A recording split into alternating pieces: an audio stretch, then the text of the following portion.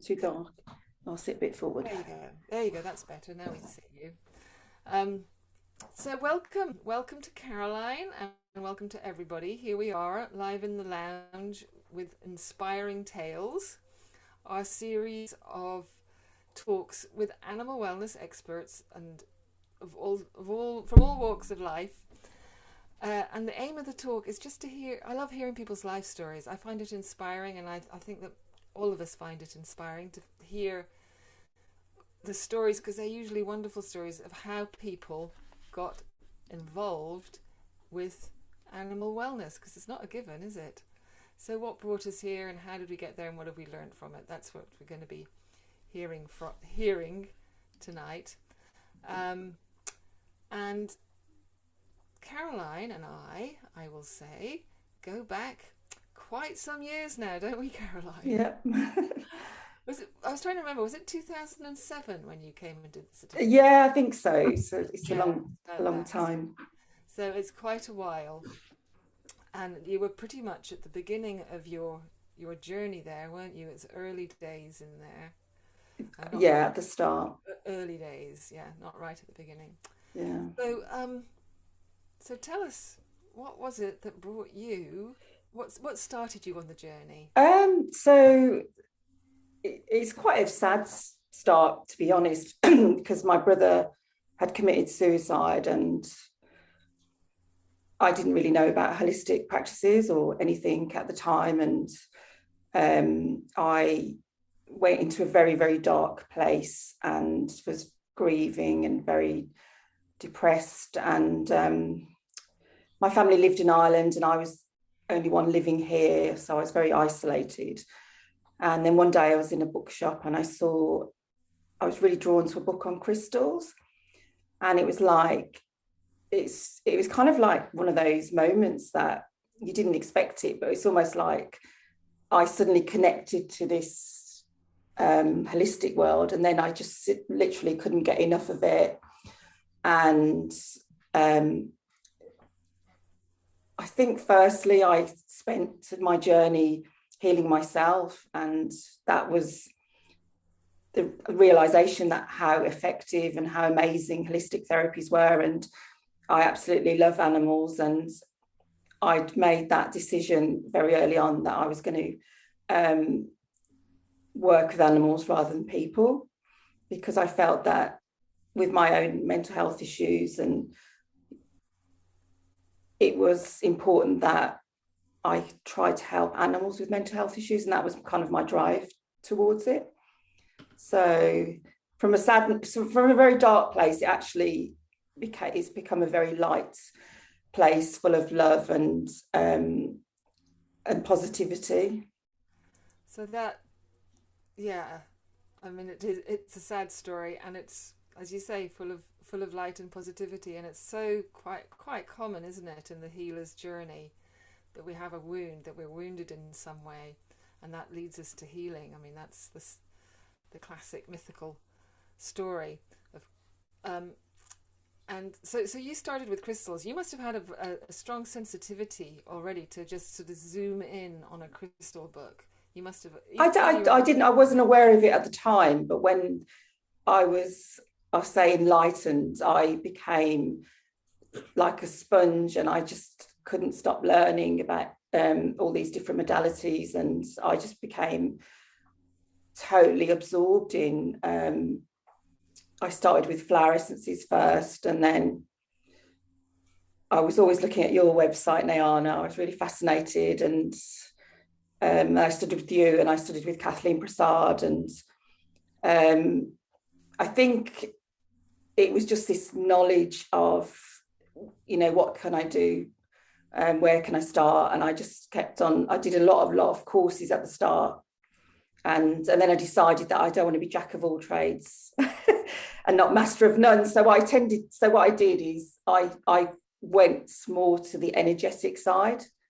So flower essences, Reiki, that kind of side, it kind of suited the way I worked. So I do have the aromatherapy, and I have that as a really big tool, but I felt that my call was with essences and Reiki and that kind of side of things. That's totally beautiful. I mean, and as you know, I always talk about you finding your path, finding your own way of expression, and it's yeah, each of us has different strengths. And the interesting thing about you that people may not know is that you, in your day life, where you were coming from before your, as you say, your kind of your moment of epiphany, you're a pharmacist. Well, I'm a pharmacy technician and I still am a pharmacy technician. And people will say, oh, why do you do that? And I feel it very strongly that I have to apply my holistic life to my job. And I do a lot of work with elderly people now. And I apply this holistic approach in terms of not in medication, but in terms of being present. Like with animals, I apply that being listening to the people. And after all of my reviews with them, they just are so like, oh, you haven't rushed me, you're listening to me, you're trying to help me. And it's kind of that approach that I get a lot of joy from doing that as well, because I feel that the elderly people are getting more unheard. It's so beautiful, Caroline. It's so lovely. And I'm going to say one of my favourite movies is Chocolat. I don't know if you know it, but she's just in the shop giving out her chocolate, and it's like that. You're right there in the middle of life, and just helping people with your love and your sharing, and doing it with the no judgment, and doing it with like I'll say to people, and again, there's a lot of elderly people with mental health issues and no family, and I might spend an hour just saying, well, what is it you need from me? And I go through and I'll talk about mental health. And when I kind of have to be careful, but I'll share my own mental health journeys, and they kind of in a way that's saying, I understand where you've been and I can relate to everything you're saying, and they feel like that I'm there, that I understand their journey and what they're feeling isn't crazy or whatever. And that's been a really big realization for me, because this is a recent role that I've taken on. I do reviews with the elderly people, and there's been so many elderly people that have gone away, and or they can't get over that I can just speak to them on a level that I'm really helping them. And I think that's the way I've applied myself to helping animals, is that I don't judge them. I don't, I've always had a thing about, I don't have ego. I don't go in with any ego. And I learned that very early on. And I just try to be as humble as possible. And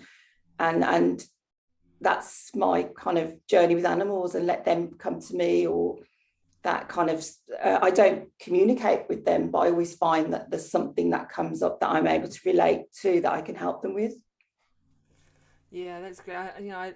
You're one of those people who says I don't communicate with them, but you are hearing them, so that is communication. So that's I could. So I've worked with, recently. I've had quite a few dog cases, and it's kind of like this intuition that I can kind of like, when the owner's speaking and the situation, I'm going, oh yeah, I get what's going on now. And it's kind of like, that's through working with animals. And one of the biggest things that when I started doing my animal journeys, I spent 7 or 8 years applying this at a rescue centre. I worked for 8 years every single week, understanding about essential oils, flower essences, Reiki, because I worked with animals every single week to understand my trade. And that was a really big thing for me personally, was to not just have the certificate, was to actually go out there and start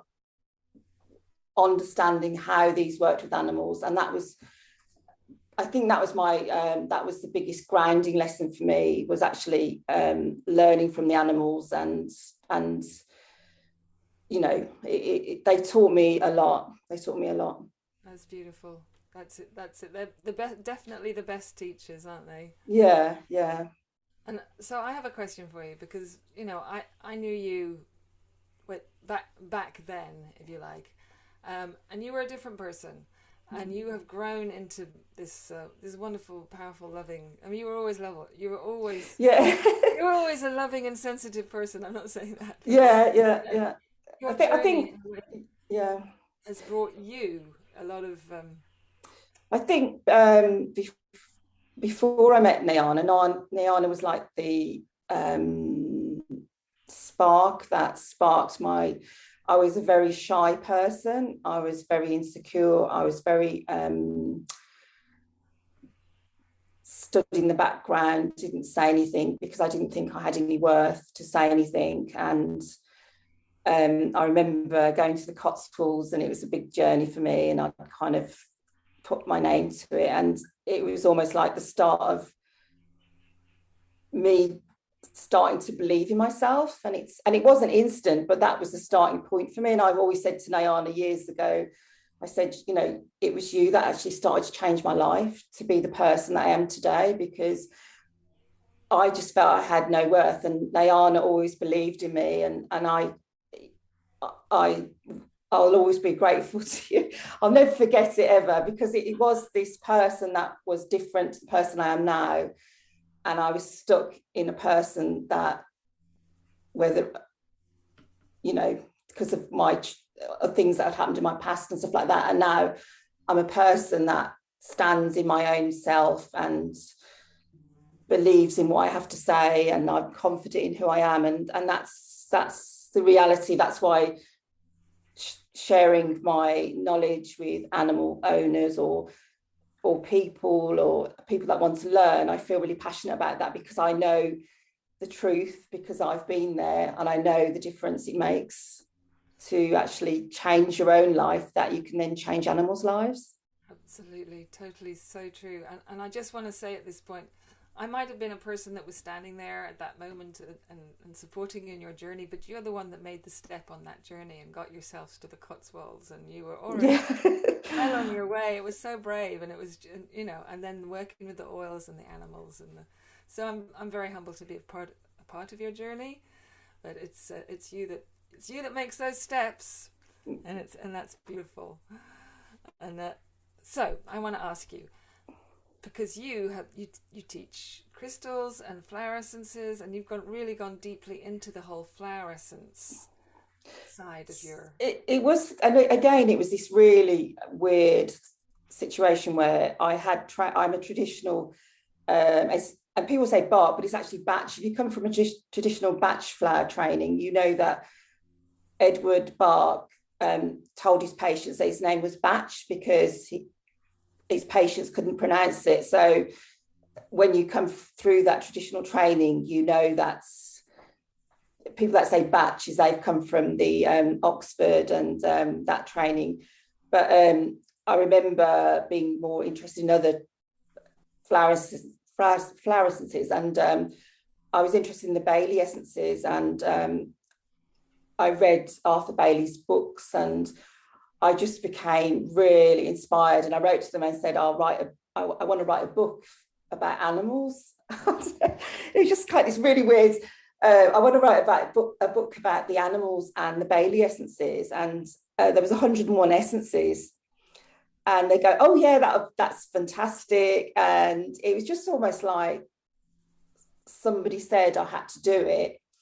And I've been told by people that are connected to the spiritual world that there was a connection between me and Arthur Bailey in a past life, because it was so strong. I had to write this book, and I'd never written a book before. I didn't know where to start, and it was a journey of 5 years of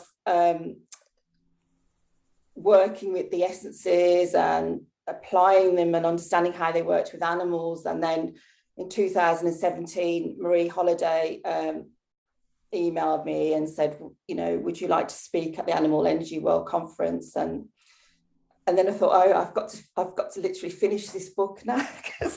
So I spent the next 6 months working really hard to get it finished. So I had it for the conference. So that was I think that was a really massive 5 years of just being totally immersed in flower essences and animals' behaviours, and that was where I started to gain my kind of confidence and knowledge in essences. And because you didn't just write about it, did you? You actually trialed them. You kind of oh yeah, I tried. So you used both your skills, your pharmacy, scientific, analytic side. yeah, so I trialed 100 dogs on the no. So basically, what I did then, the Bailey's essences, they wanted me to create a range of essences for the Bailey's essences. So I created the scintilla range, and there were 7, and it was like grief, transition, fears, separation anxiety. And I decided, because my scientific background, that I was going to trial them on 100 dogs. And through my Facebook page, I did like a campaign, and then my students helped me to, each student had a set of a group, and they worked with each of these groups to kind of determine any changes in behaviours. And we developed like, obviously must be through past studies, that we created behaviours of changes that we could identify how the essences had supported any changes in this trial.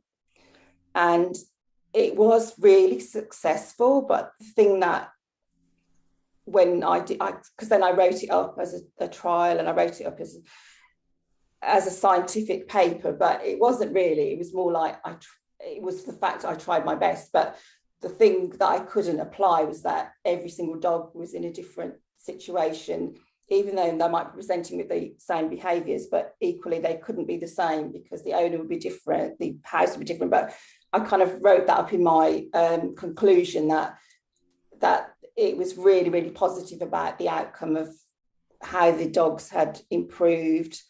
And one of the things that and this is really the biggest thing that it brought up, and I think I'm probably one of the only people that recognised it, and that was through my own work with Nayana, was that animals can self-select essences, and based on even labels are more or less the same, and they could self-select essences. And that was a big part of my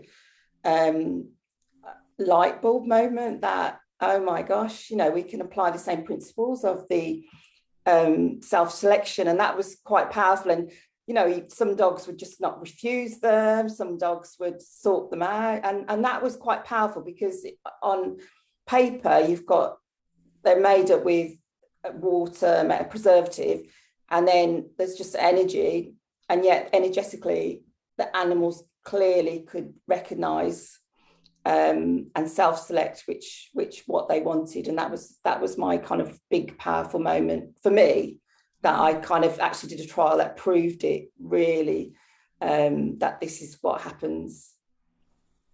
Yeah, it's fantastic. I mean, it supports everything, doesn't it? And really well done you for following that.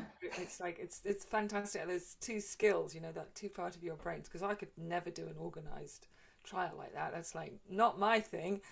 So it's beautiful. It's beautiful.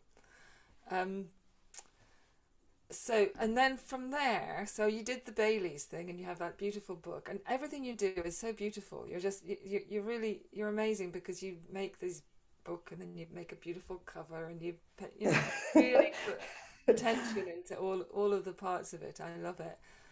And then your most recent thing is your own line of Dingle Essences. Yeah. So one of the things is that when you understand about essences, is that there's some amazing, like the Alaskan essences and the Australian essences, where the creators have actually captured the energy of a place.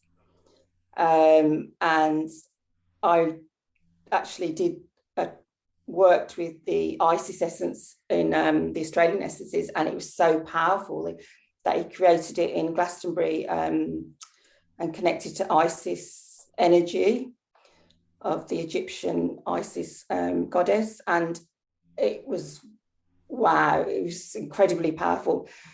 And my father is from Dingle, and I spent a lot of my in Ireland. This is a very so Irish heritage has always been really important to me because my parents were Irish and they came over to England and they had 7 children and they went back and retired and we spent all our summers there and we learned to on the farm and we played with the cows and that. So basically, I just wanted to create some magic of Dingle, and Dingle is very Celtic, very old energy. It's got some amazing monuments, and it was literally before COVID in January 2020 that I'd gone over and didn't realise it was the wolf moon and there was Storm Brendan, and me and my sister and her friend had arranged all the sites that we were going to see and we researched them, and there was like us 3 of us with torches going out in this storm, and I can honestly say I've never experienced anything like it. The earth was speaking to us. It was like when we went into we found a fairy fort and went into the middle of it, and one of the things is I didn't want my energy or our energy, and I decided before that I was just going to place a bowl down there or in the places I went. And when we went to the fairy fort and we were in the middle of it, and I just placed the bowl on the floor, and this massive storm and the wind came from the ground and the storm just swirled around us, and it was almost like it knew that it was connecting to that bowl of energy. And then in the middle of the storm, we went to a waterfall in Connor Pass, and it was so serene, and it was like it was just like it's that positivity that when you just let the earth speak, it will speak. And it was all of these things came together to make this really beautiful range of essences that I'm so proud of, and also I feel my dad's proud of me as well. Oh, I'm sure he is. And again, you've done a beautiful job of presenting them. They're beautifully presented in a box. And these ones are for not just for animals, are they? Basically this is the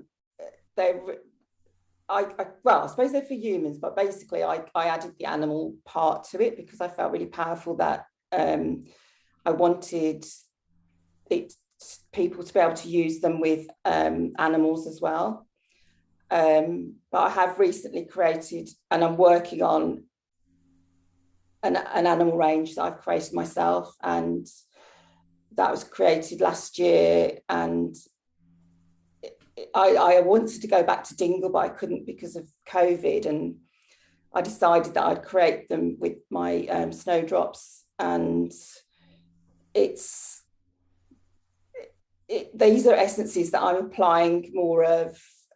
I'm writing about while you're taking the essences, I'm doing like exercise, like meditating with your animal and gratitude. So and they're to be taken together as a joint thing together, and it's about being present with your animal because we're always rushing here, there, and everywhere. And that's what I'm kind of working on at the moment, is creating that kind of a meditation space that we, while you're taking the essence, you have these exercises that you can be with your animal and That's just such a fantastic idea. It's so beautiful. It just gave me chills, actually. And it's so aligned with what we've. I think when I did, what I found is that animals just want us to be present, and it's a free gift that costs nothing. Absolutely. I mean, I've always said that this is the power of the essential oils, is that they bring us into the moment. You have to sit there and be present with your animal, and same, to create a meditation to do together and take the essences together. That's a brilliant idea. You're very creative. You really are, and it's well. I try. I think it's and you do it. You see, you get it done. It's really super impressive. Well, this has been the project. So basically, it's something that I've had in my mind for many years, but that was my idea, was that it's something that is together, and that's so I've got one called Globetrotter, which is animals that don't like going in the car and looking at things that you can meditate with your animals and stuff like that. So it's something that I'll bring the range out once I've got everything that, like a toolkit for the owner and the animal. That's fantastic. Yeah. And that's, again, you may not do it as you just follow it through, no matter how long it takes. It's brilliant. Totally impressive.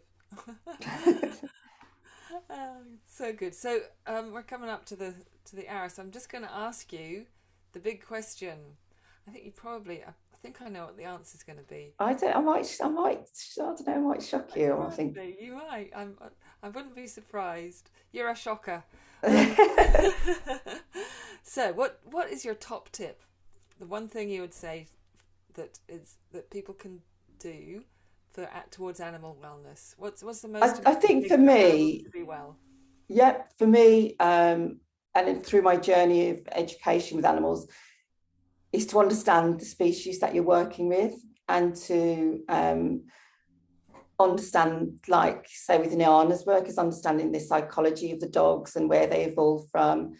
And I think that gives you so much knowledge and understanding that the welfare of your animal is going to be so much better, because if you don't go to that depths of trying to understand how your cat works, where they evolved from. And I think understanding those processes really helped me to kind of work with my flower essences and looking at behaviors and stuff like that. So that for me is that, like, if you don't understand that horses should live in herds, then straight away, as many, and you always said that, you could give as many flower essences or essential oils, but if you're not understanding that they need a pair bond and all of that, it's just never really going to work. So that's my kind of biggest take from it.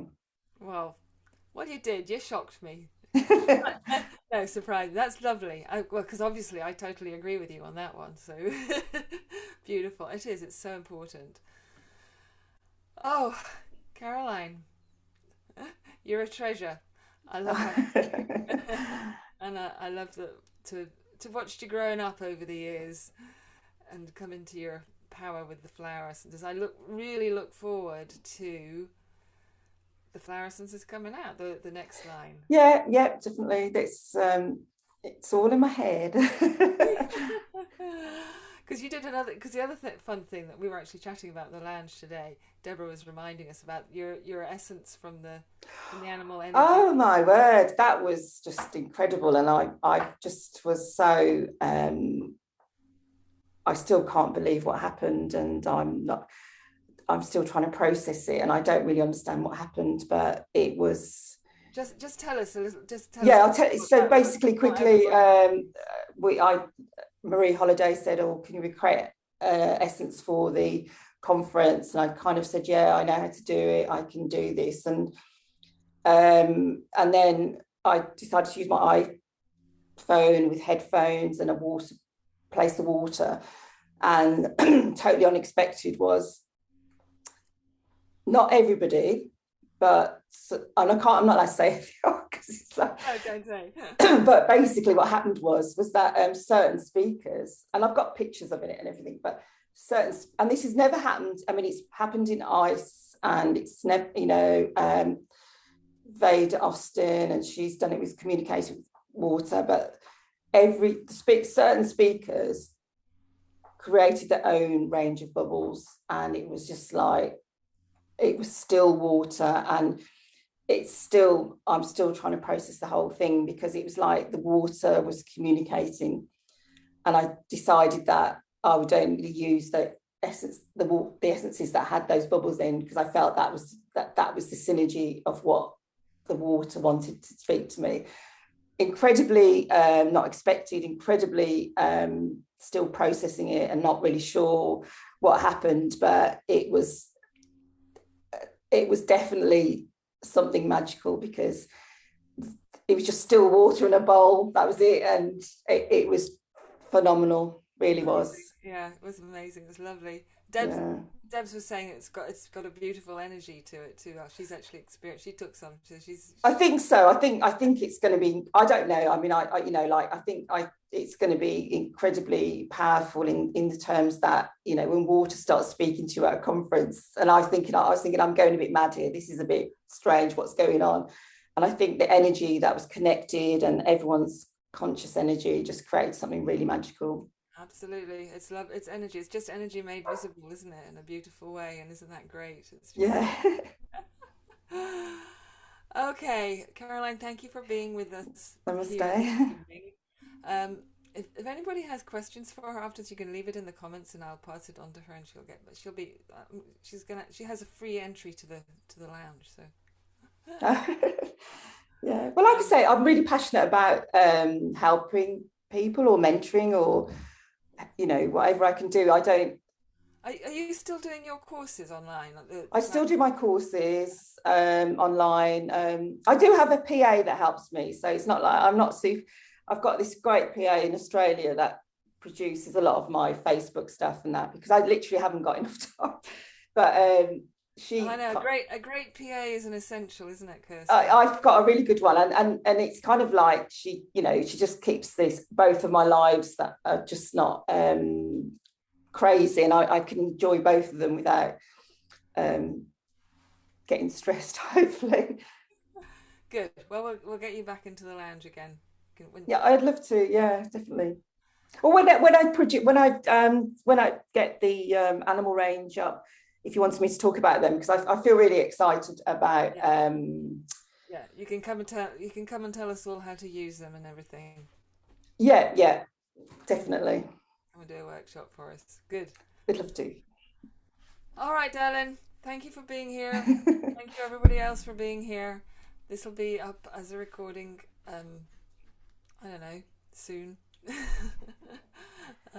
Not tonight. And we will be seeing you again. Thanks, Caroline. Bye, Bye. everybody. Have a good evening.